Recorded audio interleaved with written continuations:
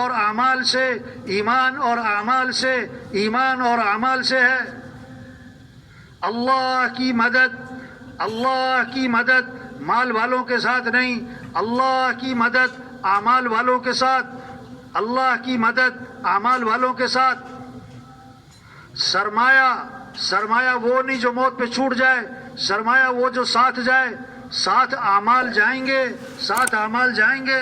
سرمایہ دار مال والا نہیں ہے، سرمایہ دار اعمال والا ہے، اعمال والا ہے۔ آج مال کا شوق ہے، اعمال کا شوق نہیں۔ ہر آدمی مال والا نہیں بن سکتا، ہر آدمی اعمال والا بن سکتا ہے۔ ہاں، کامیابی اعمال سے ہے، اللہ کے وعدے اعمال پر ہیں۔ من عمل صالحا من ذکر او انثى وهو مؤمن فَلَنُحْيِيَنَّهُ حَيَاةً طَيِّبَةً، اللہ کا وعدہ ہے حیات طیبہ، خوشگوار زندگی، بہترین زندگی، مزیدار زندگی، پرسکون زندگی، عافیت والی زندگی، خوشیوں سے بھری ہوئی زندگی کس کو ملے گی؟ جس کا ایمان مضبوط، جس کے اعمال اچھے۔ وَلَوْ أَنَّ أَهْلَ الْقُرَىٰ آمنوا واتقوا لفتحنا علیہم برکات من السماء والارض، اللہ کا وعدہ ہے ایمان پر آؤ، ایمان کامل بناؤ، تقوی پر آؤ، گناہوں سے بچ جاؤ۔ اللہ فرماتے ہیں ہم زمین سے آسمان سے برکتوں کے دروازے کھول دیں گے۔ وَمَن يَتَّقِ اللَّهَ يَجْعَل لَّهُ مَخْرَجًا وَيَرْزُقْهُ مِنْ حَيْثُ لَا يَحْتَسِبُ، صاف باتیں، جو تقوی اختیار کر لے، گناہوں سے بچ جائے، اللہ فرماتے ہیں تنگی سے نکال دیں گے، وہاں سے رزق دیں گے جہاں سے وہم و گمان نہیں۔ وَمَن يَتَّقِ اللَّهَ يَجْعَل لَّهُ مِنْ أَمْرِهِ يُسْرًا، تقوی پر آ جاؤ، گناہوں سے باز آ جاؤ، اللہ فرماتے ہیں کام آسان کر دیں گے، زندگی آسان ہو جائے گی۔ حکومتوں کے بدلنے سے حالات اچھے نہیں ہوں گے بھائی، اسباب کی کثرت سے حالات اچھے نہیں ہوں گے۔ حالات تو اللہ بناتے ہیں، اللہ بنائے کوئی بگاڑ نہیں سکتا، ہمیں اللہ کو ساتھ لینا ہے، کیسے اپنے اعمال کو اچھا بنائیں۔ نماز مسئلوں کا حل، قرآن مسئلوں کا حل۔ آپ نے فرمایا جو رات کو سورہ ملک پڑھے گا اللہ اسے قبر کے عذاب سے بچا لیں گے۔ آپ نے فرمایا جو رات کو سورہ واقعہ پڑھے گا اس پر فاقہ نہیں آئے گا، جو صبح کو سورہ یاسین پڑھے گا اللہ شام تک کے کاموں میں مدد فرمائیں گے، اس کی ضرورتوں کو پورا کیا جائے گا۔ گھر گھر قرآن کی تلاوت ہو، چھوٹا گھر ہو یا بڑا گھر، جھونپڑے میں ہو یا محل میں، گھر کی آبادی اعمال سے ہے، گھر کی آبادی اعمال سے ہے، گھر کی آبادی مال سے نہیں ہے، چیزوں سے نہیں ہے۔ صحابہ کے گھر چیزوں سے خالی تھے، اعمال سے بھرے ہوئے تھے، آج گھر چیزوں سے بھر رہے، اعمال سے خالی ہو رہے۔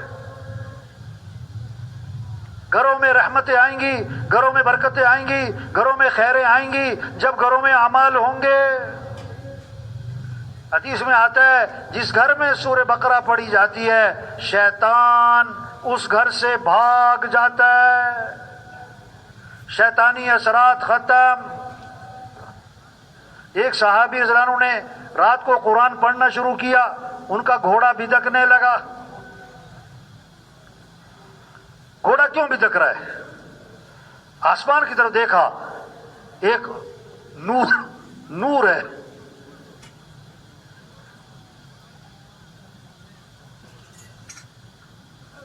سفید بادل کی طرح۔ یہ کیا ہے بھائی؟ پھر آسمان کی طرف اٹھ گیا، سمجھ میں نہیں آیا، آپ کی خدمت میں حاضر ہوئے، سارا قصہ سنایا، دریافت کیا اللہ کے رسول یہ آسمان پر کیا تھا؟ آپ نے فرمایا یہ آسمان سے فرشتے اترے تھے تمہارا قرآن سننے کے لیے، اگر تم صبح تک پڑھتے رہتے ساری دنیا فرشتوں کو دیکھ لیتی۔ یہ مسئلوں کا حل قرآن. ایک آدمی کہنے لگا مولوی صاحب بڑی پریشانی ہے, بڑی پریشانی ہے, ہاں کوئی وظیفہ بتاؤ, کوئی وظیفہ بتاؤ. اس سے کہا بھائی آپ روزانہ قرآن کی تلاوت کیا کریں, آپ روزانہ قرآن کی تلاوت کیا کریں. پتہ کیا کہنے لگا؟ کہتا ہاں تلاوت تو بہت اچھی بات ہے لیکن کوئی وظیفہ تو بتاؤ. کیا کہنے لگا؟ کوئی وظیفہ تو او بھائی قرآن, اللہ کا ذکر. حضور صلی اللہ علیہ وسلم نے فرمایا اپنے ایمان کو تازہ کرتے رہا کرو. صحابہ نے عرض کیا حضور ایمان کو کیسے تازہ کریں؟ فرمایا لا الہ الا اللہ, اس کو کثرت سے پڑھو. ہاں گاڑی چلا رہے کیا پڑھتے ہوئے جا رہے؟ لا الہ الا اللہ. مزدور مزدوری کر رہا ہے کیا پڑھ رہا ہے؟ لا الہ الا اللہ. ایمان کی لہریں اٹھیں گی. فرمایا جو کثرت سے درود شریف پڑھے گا جنت میں حضرت محمد مصطفیٰ صلی اللہ علیہ وسلم کا پڑوس ملے گا. جو کثرت سے درود شریف پڑھے گا. فرمایا جو کثرت سے استغفار کرے گا اللہ ہر تنگی سے نکالے گا, پریشانیوں سے بچائے گا. اللہ وہاں سے رزق دے گا جہاں سے وہم و گمان نہیں. ہاں فَقُلْتُ اسْتَغْفِرُوا رَبَّكُمْ إِنَّهُ كَانَ غَفَّارًا يُرْسِلِ السَّمَاءَ عَلَيْكُمْ مِدْرَارًا وَيُمْدِدْكُمْ بِأَمْوَالٍ وَبَنِينَ وَيَجْعَلْ لَكُمْ جَنَّاتٍ وَيَجْعَلْ لَكُمْ مَنْهَارًا. اللہ کا وعدہ ہے استغفار کرو ایک تو گناہ معاف, اور اللہ تمہاری مدد فرمائیں گے. اللہ مال بھی دیں گے, اولاد اور بیٹے بھی دیں گے, اور موسلادھار بارشیں بھی ہوں گی, نہروں میں بھی برکت آئے گی, باغات میں بھی برکت آئے گی. یہ وعدے کس پر ہیں؟ استغفار پر. وما كان الله ليعذبهم وأنت فيهم وما كان الله معذبهم وهم يستغفرون. جب تک آپ ان میں موجود ہیں ان پر عذاب نہیں آئے گا. آپ تشریف لے گئے, جب تک یہ استغفار کرتے رہیں گے ان پر عذاب نہیں آئے گا. یہ ہے محنت. او بھائی اللہ کو راضی کریں, اپنے اعمال اچھے بنائیں, اپنے اخلاق اچھے بنائیں, زندگی اللہ بنائیں گے. ہاں پیسوں سے نہیں زندگی بنتی. فرمایا کامل ایمان والا کون؟ جس کے اخلاق اچھے ہوں. سب سے زیادہ وزنی چیز قیامت کے دن ترازو میں جب نیکیاں برائیاں تولی جائیں گی, سب سے وزنی نیکی تہجد بہت بڑا عمل, صدقہ خیرات بہت بڑا عمل, حج عمرہ بہت بڑا عمل, لیکن سب سے وزنی چیز قیامت کے دن ترازو میں آدمی کے حسن اخلاق, نرمی, درگزر, معاف کرنا, غصے کو پینا, کسی کو حقیر نہ سمجھنا, اپنے آپ کو بڑا نہ سمجھنا. کیا میں بھائی, وہ مکھی تنگ کرے, وہ مچھر تنگ کرے, وہ کبھی سر میں درد, کبھی پیٹ میں درد, ہاں بخار, نزلہ ہو گیا, بارش نہیں ہو رہی کیا کر لو گے, بارش زیادہ ہو گئی کیا کر لو گے, بچہ رو رہا ہے کیا کر لو گے. ہم کچھ بھی نہیں. سب سے پہلا جرم اس کائنات میں شیطان نے کیا کہا؟ میں بہتر ہوں. فرمایا جس کے دل میں رائی کے دانے کے برابر بھی تکبر ہوگا وہ جنت کی خوشبو بھی نہیں سونگھ سکے گا. آپ نے فرمایا آدمی کے برا ہونے کے لیے اتنی بات کافی ہے, کسی کو اپنے سے حقیر سمجھتا ہو, جس شاخ پہ پھل لگے گا وہ شاخ تو جھکے گی. ہاں جو اندر سے بنے گا اس میں تواضع آئے گی, عاجزی آئے گی. ڈھول کا شور کیوں ہے؟ اندر سے خالی. پتھر پہ مارو کوئی شور نہیں, بھرا ہوا ہے. میں نے یہ کیا, میں یہ کر دوں گا, تم مجھے جانتے نہیں ہو, میں تمہیں دیکھ لوں گا. ارے بھائی ہم کچھ نہیں. یہ محنت ہو رہی, تواضع آئے, عاجزی آئے, نرمی آئے. اللہ بھی نرم, اللہ کے نبی صلی اللہ علیہ وسلم بھی نرم. ہاں ایمان والوں کی شان بتائی, ہین لین قریب.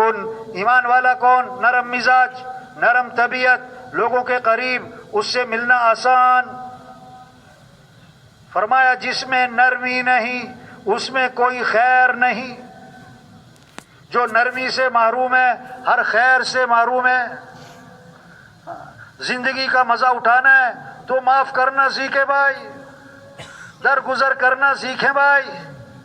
امام احمد بن حنبل رحمۃ اللہ علیہ فرماتے ہیں اگر اخلاق کو 10 حصوں پر تقسیم کیا جائے تو 9 حصے حسن اخلاق، 9 حصے حسن اخلاق. درگزر کرنا ہے، نظر انداز کرنا ہے، معاف کرنا ہے، معاف کرنا ہے. ہاں اتنی زبردست بات. ایک صحابی نے عرض کیا حضور مجھے نصیحت فرمائیں. فرمایا غصے پہ قابو پاؤ، غصے پہ قابو پاؤ. ہاں غصہ نہ آنا کمال نہیں، غصے کو پینا کمال، غصے کو پینا کمال. حضور صلی اللہ علیہ وسلم تشریف لے جا رہے ہیں، آپ کے گلے میں چادر، آپ کے گلے میں چادر، اس کا کنارہ موٹا. ایک اعرابی آیا بدوی، ادب آداب سے ناواقف، چادر کا کنارہ پکڑا، اسے زور سے کھینچا. فجبزہ جبزۃ شدیدہ، اتنی زور سے وہ چادر کا کنارہ رگڑ لگاتا گیا، آپ کے گردن پہ اس کے نشانات پڑ گئے. اور آگے سے کہتا ہے مرلی من مال اللہ الذی عندک، اللہ نے جو آپ کو مال دیا اس میں سے مجھے بھی کچھ دیں، اس میں سے مجھے بھی کچھ دیں. کتنا سخت انداز، کتنا غلط انداز. تو حدیث کے الفاظ آپ صلی اللہ علیہ وسلم کا رد عمل فالتفت الیہ فضحک. آپ صلی اللہ علیہ وسلم اس کی طرف متوجہ ہوئے اور پھر آپ مسکرانے لگے اور صحابہ سے فرمایا اسے کچھ دے دو. کوئی غصہ نہیں، کوئی ڈانٹ ڈپٹ نہیں، کوئی گھورنا نہیں، کوئی ناراضگی نہیں. ہاں یہ محنت ہے، ماں باپ کا ادب، رشتہ داروں کے ساتھ اچھا سلوک. آپ نے فرمایا جو آدمی چاہتا ہے اس کے رزق میں برکت ہو، اس کی عمر میں برکت ہو، وہ سارا زور یہی تو ہے صحت اچھی ہو، عمر اچھی ہو، رزق اچھا ہو. فرمایا جو رزق میں برکت چاہتا ہے اور جو عمر میں برکت چاہتا ہے اسے چاہیے اپنے رشتہ داروں کے ساتھ صلہ رحمی کرے. آپ نے فرمایا میں تمہیں نماز سے افضل چیز بتاؤں، روزے سے افضل چیز بتاؤں، صدقے سے افضل چیز بتاؤں. طلب پیدا کی، نماز سے افضل، روزے سے افضل، صدقے سے افضل. صحابہ نے عرض کیا حضور کیوں نہیں، بتائیں. فرمایا آپس میں صلح کروانا، آپس میں صلح کروانا. اور فرمایا یہ آپس کی دشمنیاں اور یہ آپس کا توڑ اور یہ دلوں میں بغض، یہ مونڈ دینے والی چیز ہے. جیسے اس طرح بالوں کو مونڈ دیتا ہے، یہ بغض، یہ عداوت، یہ دلوں میں دشمنی، یہ دلوں میں کھوٹ. فرمایا یہ نیکیوں کو مونڈ کے رکھ دیتا ہے، نیکیوں کو مونڈ کے رکھ دیتا ہے. رمضان مغفرت کا مہینہ ہے، شب قدر مغفرت کی رات ہے. 4 قسم کے لوگوں کی مغفرت شب قدر میں بھی نہ ہوگی، 4 قسم کے لوگوں کی مغفرت شب قدر میں بھی نہ ہوگی. ایک شراب پینے والا، ایک شراب پینے والا، اس کی کوئی مغفرت نہیں. دوسرا ماں باپ کا نافرمان، ماں باپ کا نافرمان. ایک صحابی نے عرض کیا حضور ماں باپ کا کیا حق ہے؟ فرمایا یا وہ تیری جنت ہیں یا وہ تیری جہنم ہیں. تیسرا قطع رحمی کرنے والا، رشتے توڑے ہوئے ہیں، بھائی سے بول چال بند، بہن سے، چچا سے، ماموں سے، خالہ سے، پھوپھی سے. چوتھا دل میں کینہ رکھنے والا. کینہ کا مطلب کسی کا نقصان چاہتا ہے، مجھے ملے نہ ملے اس کا بیڑا غرق ہو جائے، یہ ہے کینہ. یہ 4 قسم کے لوگ ہیں، ان کی مغفرت شب قدر میں بھی نہ ہونی. تبلیغ محنت ہے، ایمان بنے، اعمال کا شوق آئے، گناہوں سے نفرت ہو، ہاں اخلاق اچھے ہوں، اخلاق اچھے ہوں. دوسروں کی خوبیاں دیکھو بھائی، خامیاں نہ دیکھو. کہتے ہیں گلاب کا پودا، اب گلاب کے پودے پہ گلاب زیادہ ہے کہ کانٹے زیادہ ہیں؟ سن رہے کہ سو رہے؟ اور بولو بھائی، کانٹے. گلاب کے پودے پہ گلاب زیادہ کہ کانٹے؟ کوئی کہتا ہے کانٹوں کا پودا؟ کیا کہتے ہیں؟ گلاب کا پودا.